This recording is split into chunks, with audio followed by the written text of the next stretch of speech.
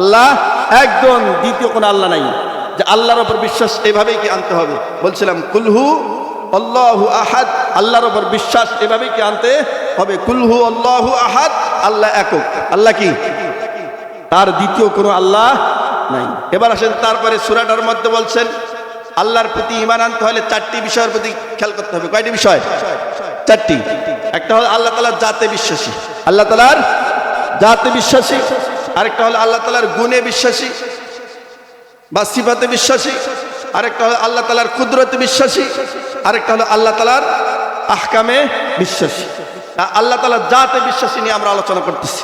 আল্লাহ তাআলার জাতে বিশ্বাসী নিয়ে আলোচনা করতেছি যে সূরা ইখলাসের ভিতরে আল্লাহ রাব্বুল আলামিন আল্লাহর জাত সম্পর্কে সংক্ষিপ্ত আলোচনা বলছেন। যে প্রথমে বিশ্বাস করতে হবে আল্লাহ কয়জন? একজন। কুল হুয়াল্লাহু আহাদ আল্লাহুস সামাদ। খুব সুন্দর কথা। একটি করে শব্দের ভিতরে অসংখ্য অর্থ রয়েছে, অসংখ্য তাফসীর রয়েছে। সারাদিন করলেও শেষ হবে না, আমার দ্বারা সম্ভব না, আমি করতে পারবো না। সংক্ষিপ্তভাবে বলছি, আল্লাহুস সামাদ। আল্লাহ রাব্বুল আলামিন বলেন, আল্লাহ রাব্বুল আলামিন বেনিয়াজ। আল্লাহ কি? অমুখপেক্ষী, কারো মুখপেক্ষী নন। আপনি বিশাল বড় একটা ফ্যাক্টরি দিচ্ছেন, আর ফ্যাক্টরির মালিক কি একাই চালাইতে পারবে ফ্যাক্টরি? কথা বলেন, একাই পারবে? কি কি লাগবে? ম্যানেজার লাগবে, কর্মচারী লাগবে, লাগবে কিনা? তাহলে কোটি টাকার ফ্যাক্টরি দেওয়ার পরেও তিনি মুহতাজ কর্মচারীর দিকে। মুহতাজ কিনা? মুহতাজ না? কোটি টাকার ফ্যাক্টরি দেওয়ার পরে তিনি মুহতাজ কর্মচারীর দিকে। আবার কর্মচারীর টাকা না থাকার কারণে সে কোন দিকে মুহতাজ? কোটি টাকার মালিকের দিকে। তাইলে পৃথিবীতে কোনো না কোনো ব্যক্তি, কেউ না কেউ, কারো না কারো মুহতাজ। মুহতাজ কিনা? মুহতাজ না? আল্লাহ রাব্বুল আলামিন বলেন, বান্দারে আমি কারো মুহতাজ নই। আল্লাহুস সামাদ, আল্লাহ মুহতাজ নয়। আল্লাহ যদি বলেন, ও বান্দা আমি এই পৃথিবীকে সৃষ্টি করতে চাই, আমি এই পৃথিবী থেকে সৃষ্টি করতে চাই, তাহলে শুধু বলবে ইন্নামা আমরুহু ইযা আরাদা শাইআন আইয়াকুলা লাহু কুন ফায়াকুন। আল্লাহ রাব্বুল আলামিন যদি বলেন, বান্দারে আমি এই পৃথিবী সৃষ্টি করব, কি অস্ত্র লাগবে? আপনারা দেখবেন ভাটার মধ্যে মাটি নিয়ে যায় ইট বানানোর জন্য, যায় কিনা? যায় কিনা? কোরআন হাদিস বোঝার জন্য উদাহরণগুলো দিচ্ছি। তো কাকড়া গাড়ির মধ্যে অনেকগুলো মাটি ট্রাকের মধ্যে নিয়ে যায়, যাওয়ার পর অনেক দিন ফেলানোর পরে লক্ষ লক্ষ মাটি ফেলার পর একটা মাটির কি হয়? ফেলা হয়, স্তূপ হয়, হয় কিনা? হ্যাঁ, কত টাকা খরচ করতে হয় ওখানে, হয় না? এরকম আপনি একটা বিল্ডিং করবেন, অনেক টাকা লাগে, অনেক দিন লাগে, লাগে কিনা? মাস মাস মাস এরকম, মাস বছর 6 মাস এরকম লাগে। আল্লাহ রাব্বুল আলামিন বলেন, বান্দারে আমি এমন একজন মাওলা, আমি কারো মুহতাজ নই, আমি কারো মুহতাজ নই। আমি যদি বলি ইন্নামা আমরুহু ইযা আরাদা শাইআন আইয়াকুলা লাহু কুন ফায়াকুন, আমি যদি বলি এই জিনিসটা হয়ে যাও, কুন ফায়াকুন, সুতরাং শুধু এমন একটা অস্ত্র ব্যবহার করি, কুন হও ফায়াকুন, সাথে সাথে সেই জিনিসটা হয়ে যায়। সুবহানাল্লাহ বলে খালি কুন বলি। এই চট্টগ্রাম দেখবেন, এরকম সিলেটের মধ্যে দেখবেন, আমাদের প্রধান বক্তা আসতেছেন, সিলেটের বক্তা, শুধু পাহাড় আর পাহাড়, পাহাড় আর পাহাড়। আমি দেখছি এই গাছের আগালে উঠতে হয় গাড়িতে, আবার নামতে হয়, অসংখ্য পাহাড়, কি উঁচু পাহাড়। মানে কয়জন যা মাটি কাটছেন? ভেকু বা কোনো কাঁকড়া লাগাইছে? লাগাইছে কেউ? কেউ বলতে পারবেন পাহাড় কোন দিন হয়েছে? ইতিহাস কারো বাপদাদা বলতে পারবে? আল্লাহ বলেন, বান্দারে কারো বাপ দাদা বলতে পারবে না, আমি আল্লাহ রাব্বুল আলামিন ওই পাহাড়গুলো বানিয়েছি, সমুদ্রগুলো বানিয়েছি। আপনি একটা পুকুর বানাবেন, অনেক অসংখ্য শ্রমিক লাগানো লাগে কিনা? অনেক অসংখ্য কামলা লাগানো লাগে, তারপরে কাটার পরে বা ভেকু দিয়ে কাটার পরে তারপরে বানাইতে হয়। আল্লাহ বলেন, বান্দা আমার এগুলো প্রয়োজন হয় না, আমি শুধু বলি ইন্নামা আমরুহু ইযা আরাদা শাইআন আইয়াকুলা লাহু কুন ফায়াকুন, যে হও ফায়াকুন, সুতরাং হয়ে যায়। সুবহানাল্লাহ বলেন। আমি শুধু বলি যে হও ফায়াকুন, সেটা কি সাথে সাথে হয়ে যায়। এই ক্ষমতার মালিক কে? আল্লাহ বলেন এত কিছু বানার পরে এই গোটা পৃথিবী সৃষ্টি করার পরে আল্লাহ রাব্বুল আলামিন আমি এই পৃথিবী সৃষ্টি করি, আসমান জমিনের মাঝে যা আছে সব সৃষ্টি করছি, কারো মুহতাজ হই নাই, কারো মুহতাজ হই নাই। তাই পৃথিবীতে যত কোটি টাকার মালিক হোক সে কারো না কারো মুহতাজ। আল্লাহ বলেন আমি কারো মুহতাজ নই। তাহলে ইবাদত করবো না কেন আল্লাহর বলেন তো? দুনিয়ার কোনো মানুষ আপনাকে 10 টাকা খাওয়ালে তার সামনে মাথা উঁচু করে কথা বলতে আমাদের কষ্ট হয় কি না? হ্যাঁ, কিন্তু আল্লাহ কত কিছু আমাদেরকে দিচ্ছে, আল্লাহর কাছে মাথা নত করি না আমরা। দুনিয়ার 10 টাকা যে দেয় আপনাকে তার কাছে মাথা নিচু করি, নম করে কথা বলি কি না? কিন্তু আল্লাহ কত কিছু দিচ্ছে, আল্লাহর সামনে আমরা মাথা নত করি না। 5 ওয়াক্ত নামাজ পড়বেন তো মুসলমান? পড়বেন? পড়া দরকার আছে কি নাই? আল্লাহুস সামাদ। আমি বলছিলাম আল্লাহর প্রতি বিশ্বাস স্থাপন করতে হলে আল্লাহ তাআলা জাতে বিশ্বাস করতে হবে প্রথমে।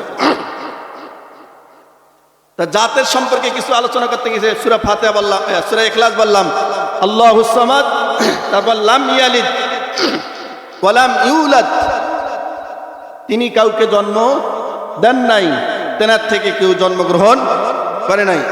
এই কথারও অনেক ব্যাখ্যা বিশ্লেষণ আছে। অনেকে বলে আল্লাহর কি আছে, পুত্র আছে, নাউজুবিল্লাহ, এই বিশ্বাস করা যাবে না। ইহুদি খ্রিস্টান যারা আছে, যারা খ্রিস্টান, এরা বলে 3 আল্লাহ, কয় আল্লাহ, এই বিশ্বাস আমাদেরকে করা যাবে না। আল্লাহ কয়জন? একজন। লাম ইয়ালিদ ওয়া লাম ইউলাদ ওয়া লাম ইয়াকুল লাহু কুফুয়ান আহাদ। আল্লাহ বলেন এই আসমান জমিনের মধ্যে একজন যদি শিল্পপতি থাকে, হ্যাঁ তার মতো আরেকজন শিল্পপতি আছে, একজন কুটিপতি আছে তার মতো আরেকজন কুটিপতি আছে, একজন ব্যবসায়ী তার মতো ওই রকম ব্যবসায়ী আরেকজন আছে। আল্লাহ বলেন ওয়ালাম ইয়াকুল্লাহু কুফুয়ান আহাদ। আসমান জমিনের ভিতরে আল্লাহ রাব্বুল আলামিনের সাথে কাউকে সামঞ্জস্য করা যাবে না, তার কুফার মতো কেউ হবে না, তার সাথে কারোর মিল হবে না। কে বলছেন? আল্লাহ রাব্বুল আলামিন বলছেন। এটা হচ্ছে আল্লাহ তাআলার জাতে বিশ্বাসী। সূরা ইখলাসের সংক্ষিপ্ত আলোচনা করলাম। এবার আসেন আল্লাহ রাব্বুল আলামিনের প্রতি বিশ্বাস স্থাপন করতে হলে কয়টি জিনিসের উপর বিশ্বাস স্থাপন করতে হবে? কয়টি ভুলে গেছেন নাকি? 4টি। একটা হলো আল্লাহ তাআলার জাতে বিশ্বাসী। জাতে বিশ্বাসী সম্পর্কে সংক্ষিপ্ত আলোচনা হয়েছে। এবার আসেন আল্লাহ তাআলার সিফাতে বিশ্বাসী, গুণে বিশ্বাসী। পৃথিবীর মধ্যে প্রত্যেকটা মানুষের গুণ আছে কি নাই? ভালো অথবা মন্দ গুণ আছে কি নাই? আল্লাহ রাব্বুল আলামিন বলেন আল্লাহ রাব্বুল আলামিন শুধু ভালো গুণেই রয়েছে। হাদিসের মধ্যে পাওয়া যায় আল্লাহ রাব্বুল আলামিনের 99টি কত ভালো গুণ রয়েছে। কয়টি? কত কেনা মুসলমান? কয়টি? আল্লাহ তাআলার ভালো গুণ কয়টি? 99টি। তার মধ্যে আমি একটা গুণের কথা আপনাদেরকে বলবো, শুনবেন আপনারা। একটা হলো আল্লাহ রাব্বুল আলামিনের সিফাতি নাম হলো রাজ্জাক। কি মানে? রিজিক দানকারী। রিজিক দানকারী। যেই রিজিকের জন্য আমরা পৃথিবীতে ছুটাছুটি করি, হালাল হারাম কিচ্ছু মানি না, ঠিক কিনা?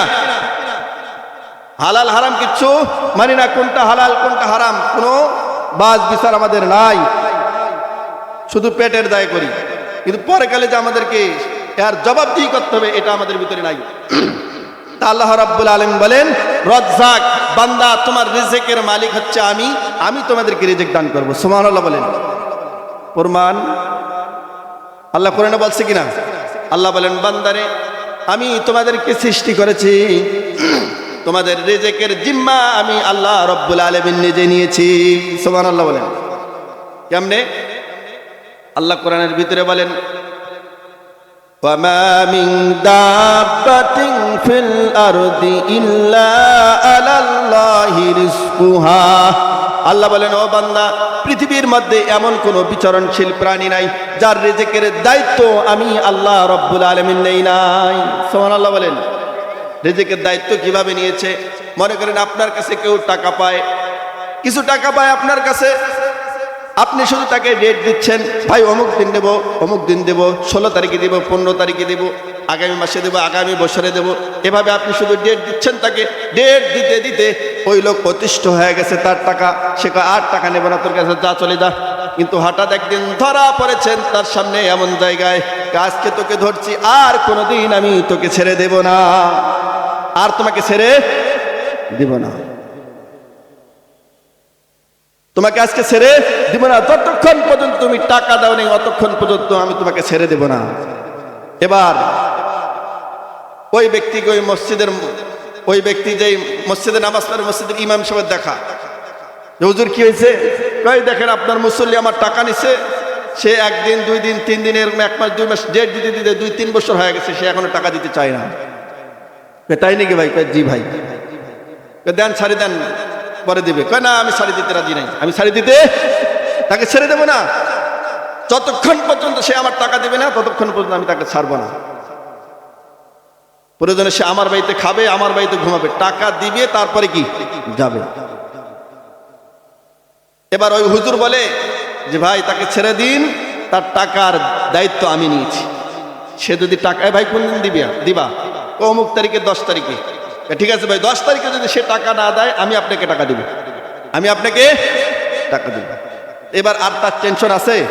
ও যদি টাকা না দেয়, যে দায়িত্ব নিচ্ছে তাকে কি দিতে হবে নাকি? তা আল্লাহ রাব্বুল আলামিন বলেন, ও পৃথিবীর মানুষ, তোমরা টেনশন করবে না, আমি আল্লাহ রাব্বুল আলামিন তোমাদের রিজিকের দায়িত্ব নিয়ে নিয়েছি। সুবহানাল্লাহ বলেন, তোমাদের রিজিকের দায়িত্ব আমি নিয়েছি। তুমি কেন ছুটবা? তুমি কেন ছুটবা? তুমি কেন হারাম পথে যাবা? নামাজ পড়বে না কেন? আরে রিজিক তো আমি দেবো। আমি একটা উদাহরণ দেই। আপনি বাজারের থেকে 1 কেজি আলু নিয়ে আসলেন, 15-20 টাকা হয় আলু, ঠিক কিনা? তা আলু নিয়ে আসার পথে এই মোড়ে, মনে করেন জামতলার মোড়ে আসে আপনার আলুগুলা পলিথিনের প্যাকেট ছিঁড়ে পড়ে গেছে। এখন ওই আলুগুলো আপনি জোরে যদি কুরান, আলুগুলো তো আবার কুড়ে নিতে হবে, জোরে কুড়াইলেও কয় কেজি আলু, আর যদি আস্তে আস্তে কুরান কয় কেজি আলু? ভাই কয় না, কয় কেজি আলু? 1 কেজি আলু। ও মুসলমান, খেয়াল করবেন, আল্লাহ রাব্বুল আলামিন বলেন, বান্দারে আমি তোমাদের রিজিকে যা দিয়েছি এইটুকের চেয়েও বেশি দৌড়াদৌড়ি করলে কাজ হবে না। তুই দৌড়াইতে থাকবি, আমি তোর থেকে তোর রিজিক দূরে সরাই দেব। তোর কপালে যেই 1 কেজি আলু, 1 কেজি রিজিক, আমি তোকে 1 কেজি দেবে, আর বেশি 2 কেজি দিব না। তুই যত দৌড়াদৌড়ি কর। নামার রোজার ধার ধারে না, নামার রোজার ধার ধারে না, আল্লাহর নাম তো মুখে নাই। ওর মানুষ হইছ বেহুশ দুনিয়ার পিছে, কি জবাব দিবি রে তুই আল্লাহরই কাছে? ওর মানুষ হইছ বেহুশ দুনিয়ার পিছে, কি জবাব দিবি রে তুই আল্লাহরই কাছে? হালাল হারাম মানে না, শুধু রিজিকের পিছনে ছোটে। ওমের মানুষ হইছ বেহুশ রিজিকের পিছে, আর মানুষ হইছে বেহুশ দুনিয়ার পিছে, ঠিক কিনা? হালাল হারাম কিচ্ছু মানে না, খালি আনো। কিন্তু সে কতটুকু খাইতে পারবে? সে কতটুকু খাইতে পারবে? সম্পদ তো শেষও করতে পারবে। সম্মানিত উপস্থিতি, আমি যেটা বললাম, আল্লাহ রাব্বুল আলামিন বলেন, ও মুসলমান, হাল আদুল্লুকুম আলা তিজারা, যে আমি তোমাদেরকে ব্যবসার কথা বলবো। ব্যবসা কি? 1 নম্বর হলো আল্লাহর প্রতি বিশ্বাস স্থাপন করতে হবে। আল্লাহর প্রতি বিশ্বাস স্থাপন করতে গেলে কয়টি জিনিসের উপর বিশ্বাস স্থাপন করতে হবে? 4টি। আল্লাহ তাআলার জাতে বিশ্বাসী, আল্লাহ তাআলার সিফাতে বিশ্বাসী। আমরা সিফাতে বিশ্বাসী নিয়ে আলোচনা করছিলাম। 1 নম্বর একটা সিফাত নিয়ে আলোচনা করছিলাম, সেটা হলো কি? রাজ্জাক। কি? রাজ্জাক। আল্লাহ বলেন, বান্দা তুমি আমার ইবাদত করবা, আমি তোমার রিজিকের দায়িত্ব আমি নিয়ে নিয়েছি। কিসের ছোটাছুটি? অন্য আয়াতে আল্লাহ রাব্বুল আলামিন বলেন এই রিজিকের ব্যাপারে, আল্লাহ রাব্বুল আলামিন বিশ্ব নবীকে বলেন, ও নবী আপনি বলে দিন, ওয়া'মুর আহলাকা বিস-সালাত ওয়াসতাবির আলাইহা লা নাসআলুকা রিজকা নাহনু নারযুকুকা ওয়াল আকিবাতু লিত-তাকওয়া। আল্লাহ বলেন, ওয়া'মুর আহলাকা, হে নবী আপনি আপনার ফ্যামিলি, আপনার পরিবারকে বলে দিন নামাজের জন্য। ওয়া'মুর আহলাকা বিস-সালাত, তারা যেন নামাজ আদায় করে। ওয়া'মুর আহলাকা বিস-সালাত ওয়াসতাবির আলাইহা, নামাজ পড়তে গেলে আপনার বিভিন্ন প্রকার মুসিবত আসবে, বিভিন্ন প্রকার সমস্যা আসবে, ঝামেলা আসবে, হতাশ হয়েন না। আল্লাহ বলেন সবর করো। ওয়া'মুর আহলাকা বিস-সালাত ওয়াসতাবির আলাইহা, এবং তুমি কি করো? সবর করো। লা নাসআলুকা রিজকা, আমি তোমাদের কাছে রিজিক চাই না, নাহনু নারযুকুকা, আমি তোমাদেরকে রিজিক দিব। কে বলছেন? আল্লাহ বলছেন আমি তোমাদেরকে রিজিক দেব। বিশ্বনবীকে বলছে ওয়া'মুর আহলাকা বিস-সালাত, আপনার পরিবারকে আপনি কি করে? নামাজের জন্য বলেন।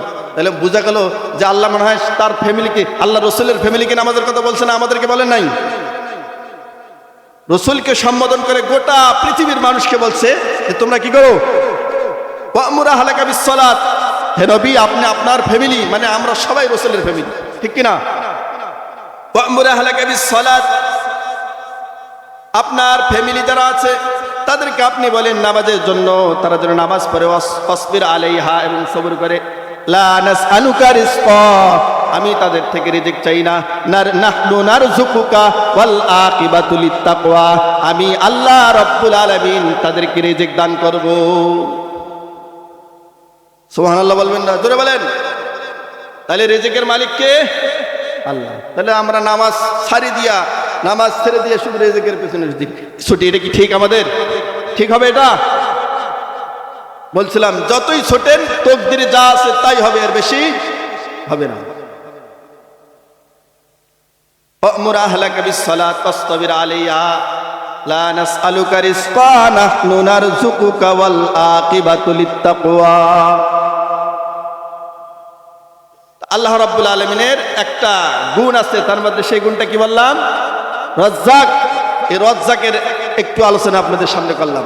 তাহলে আল্লাহর প্রতি বিশ্বাস স্থাপন করতে হলে কয়টি জিনিসের উপর বিশ্বাস স্থাপন করতে হবে? 4টি। 1 নম্বরে আল্লাহ তাআলার জাতে বিশ্বাস করতে হবে। আল্লাহ তাআলার সিফাত অর্থাৎ আল্লাহর গুণাবলীর প্রতি কি বিশ্বাস স্থাপন করতে হবে। তারপরে কি? আল্লাহ তাআলার কুদরত, আল্লাহ তাআলার ক্ষমতার প্রতি বিশ্বাস করতে হবে। আল্লাহর কি ক্ষমতা, আল্লাহ তাআলার কি রকম পাওয়ার। সম্মানিত উপস্থিতি, চিঠি চলে আসছে, সময় শেষ। তা আমি আপনাদের সামনে যে আয়াতটা তেলাওয়াত করছি, অনেক সময় দীর্ঘ সময় নিয়ে আলোচনা করলে শেষ হবে না। কেবল শুরুতে তা আল্লাহর প্রতি প্রথমে আল্লাহর প্রতি বিশ্বাস স্থাপন করতে হবে। বলছিলাম যে একটা ব্যবসার কথা আল্লাহ বলছে, যেই ব্যবসায় যদি আমরা লাগি ওই ব্যবসায় শুধু লাভ আর লাভ, কোনো কি নাই, ক্ষতি নাই। সেই ব্যবসাটা কি? 1 নম্বরে আল্লাহর প্রতি বিশ্বাস স্থাপন করতে হবে। তুমিনুনা বিল্লাহি, 1 নম্বর আল্লাহর প্রতি বিশ্বাস স্থাপন করতে হবে। আল্লাহর প্রতি যদি বিশ্বাস স্থাপন করি তাহলে কি হবে? আল্লাহ রাব্বুল আলামিন আমাদের যত সমস্যা আছে সমস্ত সমস্যা কি করবেন? সমাধান করে দেবেন।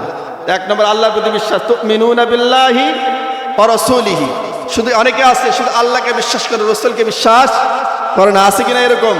আহলে কোরআন যারা আছে। আবার কেউ আছে হাদিস বিশ্বাস করে, কোরআন বিশ্বাস করে না। এরকম নয়, দুইটাকে বিশ্বাস করতে হবে। হাদিসেও বিশ্বাস করতে হবে, আল্লাহর কোরআনকেও বিশ্বাস করতে হবে। আল্লাহকে বিশ্বাস করে রাসূলকে বিশ্বাস করেন, সেও ইমানদার নয়। তাহলে আল্লাহকেও বিশ্বাস করতে হবে, রাসূলকেও বিশ্বাস করতে হবে। তুমিনুনা বিল্লাহি ওয়া রাসূলিহি, এটা হচ্ছে একটা। আল্লাহ বলছেন আমার সাথে ব্যবসা করতে হলে কয়টি জিনিসের উপর ঈমান আনতে হবে? 4টি। একটা আল্লাহর প্রতি বিশ্বাস স্থাপন করতে হবে, রাসূলের প্রতি বিশ্বাস স্থাপন করতে হবে, একটা। ব্যবসার 2টা পয়েন্ট, একটা। আরেকটা হলো ওয়াতুজাহিদুনা ফি সাবিলিল্লাহ, আল্লাহর রাস্তায় জিহাদ করতে হবে। আল্লাহর রাস্তায় কি করতে হবে? জিহাদ করতে হবে। ওয়াতুজাহিদুনা ফি সাবিলিল্লাহ কি দিয়ে? বিআমওয়ালিকুম ওয়া আনফুসিকুম, যখন যেটা প্রয়োজন হয়, যদি জান দিয়ে হয় জান দিয়ে জিহাদ করতে হবে, আর যদি মাল দিয়ে জিহাদ করতে হয় তখন মাল দিয়ে কি জিহাদ করতে হবে।